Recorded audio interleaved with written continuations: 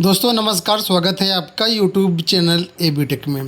दोस्तों इस वीडियो में हम लोग बात करेंगे एमपी वर्ग 1 शिक्षक भर्ती के बारे में। 8,720 पदों पर पीजीटी यानी प्रवक्ता भर्ती का विज्ञापन जारी कर दिया गया है। इस वीडियो के माध्यम से मैं आपको ये बताने वाला हूँ किस तरीके से यहाँ पर आप फॉर्म भर पाएंगे, क्या इसमें परीक्षा पैटर्न होगा, क्या इसमें चयन प्रक्रिया होगी, सिलेबस क्या होगा और साथ ही साथ कौन से अभ्यर्थी यहाँ पर फॉर्म भर पाएंगे। तो वीडियो को कंप्लीट देखिएगा। हालांकि इसके बारे में एक वीडियो ऑलरेडी बना चुका हूँ। अगर आप नोटिफिकेशन में बहुत सी जो इम्पोर्टेंट चीज़ें उनको समझना चाहते हैं तो आप ये वाला वीडियो भी ज़रूर देख लीजिएगा। इस वीडियो को देखने के बाद एंड स्क्रीन में इस वीडियो का लिंक आपको मिल जाएगा। चलिए अब वीडियो की शुरुआत करते हैं। यहाँ पर आप लोग देख सकते हैं, ये विज्ञापन आपके सामने है। 28 अप्रैल की डेट में विज्ञापन जारी किया गया। ये एक शिक्षक भर्ती है, यानी इसको क्वालिफाई करने के बाद यहाँ पर आप शिक्षक बन जाएंगे एमपी में। 18 मई से इसके लिए आवेदन प्रारंभ, 1 जून तक यहाँ पर आप लोग फॉर्म भर सकते हैं। जल्दी से एक नज़र डाल लेते हैं यहाँ पर किस किस विषय की भर्तियाँ। तो यहाँ पर आप लोग देख सकते हैं लगभग सभी विषयों की भर्तियाँ हैं पीजीटी में। Hindi, English, Sanskrit, Urdu, maths, biology, physics, chemistry, history, political science, geography, economics, sociology, commerce, agriculture, home science. 8,720 पदों पर यह विज्ञापन जारी किया गया है। अब हम डायरेक्ट जंप करते हैं यहाँ पर परीक्षा पैटर्न और सिलेक्शन प्रोसेस को लेकर के। इसके साथ ही एलिजिबिलिटी क्राइटेरिया हम बाद में डिस्कस कर लेंगे। तो यहाँ पर देखिए एग्ज़ाम पैटर्न के बारे में बताया गया है कि यहाँ पर जो परीक्षा होगी, ठीक है, उसमें केवल और केवल आपका एक ही पेपर होना है, ठीक है। यानी सीधे सीधे अगर यहाँ पर हम बात करें तो written exam plus document verification के आधार पर यहाँ पर सिलेक्शन होगा। कोई भी इंटरव्यू इसमें नहीं होगा, यानी पूरा जो दारोमदार रहेगा वो आपका रिटन एग्ज़ाम पर रहेगा। रिटन एग्ज़ाम अच्छा कर लेते हैं तो सीधा यहाँ पर सिलेक्शन आपका है, ठीक है। तो यहाँ पर देखिए रिटन एग्ज़ाम जो होगा उसमें बताया गया है कि सभी प्रश्न आपको अनिवार्य होंगे। जो परीक्षा होगी वो 100 नंबर की होगी, ठीक है, और इसके लिए 2 घंटे का आपको टाइम मिलेगा। परीक्षा में जो प्रश्न आएंगे वो बहुविकल्पीय प्रश्न आएंगे, यानी मल्टीपल चॉइस क्वेश्चंस होंगे, जिसके 4 विकल्प दिए गए होंगे और इसमें जो भी सही विकल्प होगा उसका चुनाव करना रहेगा। एक प्रश्न 1 नंबर का होगा और पूरे 100 नंबर का पेपर होगा। 100 प्रश्न भी रहेंगे, यानी 100 वैकल्पिक प्रश्न रहेंगे। तो यहाँ पर देख सकते हैं सभी विषयों के बारे में बताया गया। 16 विषयों में भर्ती हो रही है, तो सभी विषयों की परीक्षा जो होगी उसमें एक ही पेपर होना है। 100 प्रश्न आपकी परीक्षा में आएंगे और 100 नंबर का आपका यहाँ पर पेपर होगा। अब जो पेपर होगा उसमें कठिनाई स्तर किस तरीके से होगा, तो यहाँ पर उसके बारे में बताया गया है कि जो विषय वस्तु होगा, सिलेबस होगा, ठीक है, और जो उसका कठिनाई स्तर होगा वो यहाँ पर अलग अलग है। जो सिलेबस होगा लगभग 11th और 12th की जो भी प्रचलित बुकें हैं, किताबें हैं, वही सारा सिलेबस यहाँ पर रहेगा। लेकिन जो प्रश्नों का कठिनाई स्तर होगा वो स्नातकोत्तर स्तर का होगा, यानी पीजी लेवल का होगा।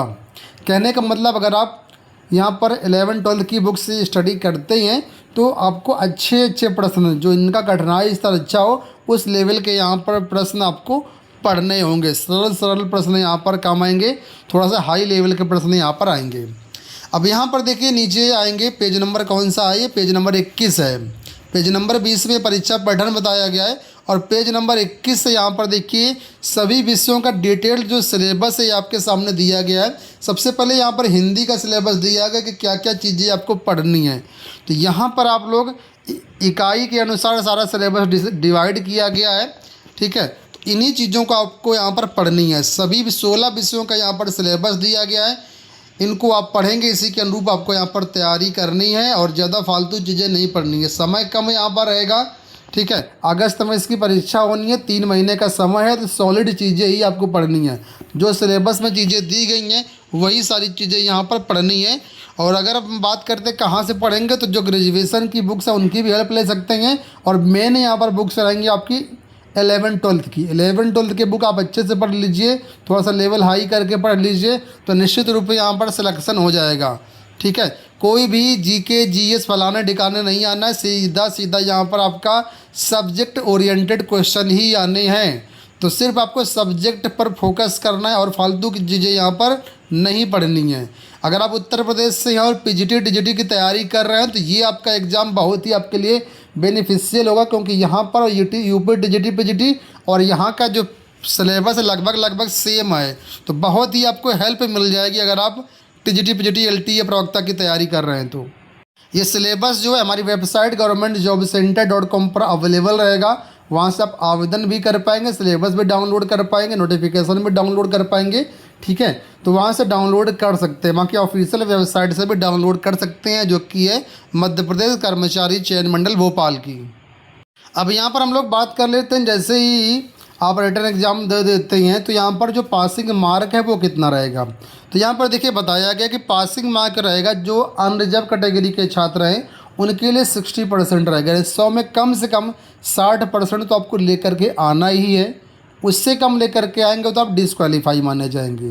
लेकिन 60% से ऊपर जो आपको लाना है, ठीक है, तो उसमें फिर आपकी मेरिट बनेगी। मेरिट के आधार पर वैकेंसी के हिसाब से आपको वहाँ पर शॉर्टलिस्ट किया जाएगा डीवी के लिए।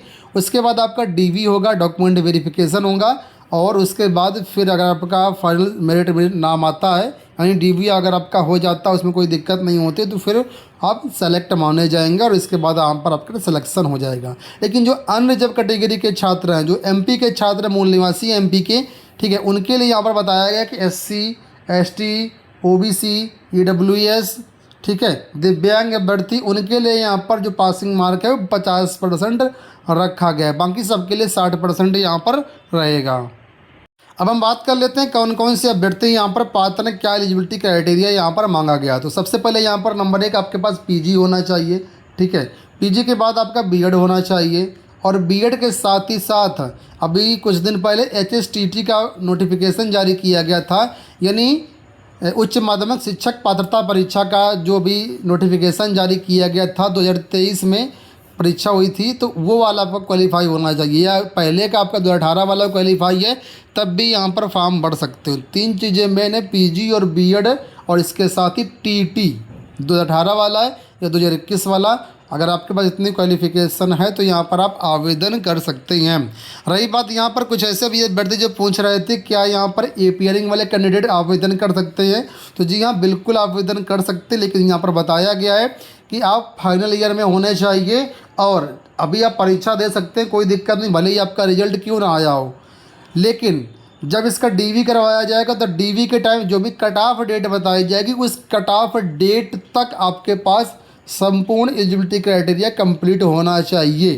ठीक है, बाकी आप एपीयरिंग में तब भी यहाँ पर आप फॉर्म भर सकते हैं। अधिकतम एज की बात कर लेते हैं तो रिजर्व कैटेगरी के लिए यहाँ पर 45 वर्ष है, बाकी सबके लिए 40 वर्ष है, और महिलाओं के लिए भी यहाँ पर 45 वर्ष रहेगी, चाहे भले ही अनरिजर्व में ही क्यों ना आते हों। और जो अतिथि शिक्षक है उनके लिए यहाँ पर 54 वर्ष रहेगा रिजर्व कैटेगरी के लिए।